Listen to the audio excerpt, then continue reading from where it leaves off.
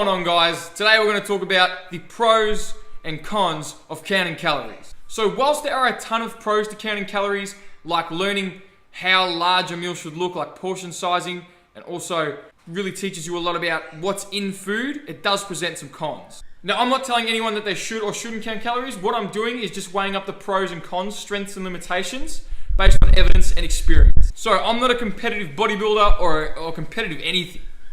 I'm a competitive me. That doesn't mean I don't know how to track calories and macros. Because if you're thinking, well, why should I listen to you? You're not some ripped jack bodybuilder. I used to weigh 100 kilos when I was like 11, 100 plus kilos. And I dropped all the way down to 58 kilos. Mind you, that wasn't through like counting macros. That was just through like eating less, sort of by accident. So I was really, really skinny. I got all the way down to 58 kilos when I was like 15 or 16.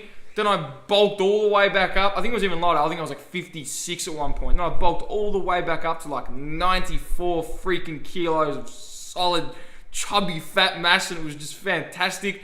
Then I cut all the way back down to a lean 80, utilizing more like evidence-based methods. So, I have been around with body composition, like I know what it's like. So let's get underway with some pros. Number one, weighing up your food is going to be a lot more accurate than not weighing your food. Pretty simple. So the second pro to weighing and tracking your food and using like a food diary like MyFitnessPal is that household items don't have a factory standard. So again, it's a lot more accurate than just saying like 1 cup of broccoli or 1 cup of pasta. Consistently using a weight scale and a diary app is going to be a lot more accurate, again, than using household items. Another benefit, like I mentioned previously, is that you learn a lot about what's in your food. And lastly, if you track calories for an extended period of time, it's going to give you a more reliable estimate of your nutrient consumption than would, let's say, a caloric estimation formula. However, for every pro, there's a con, so let's discuss. So, increased accuracy, yes, but then increased time and effort. So, whilst there isn't a factory standard for household items, if you use the exact same household item for the same food item every time you track that food, then that's accurate for you, but you have to remain consistent with it. So again, another con is that whilst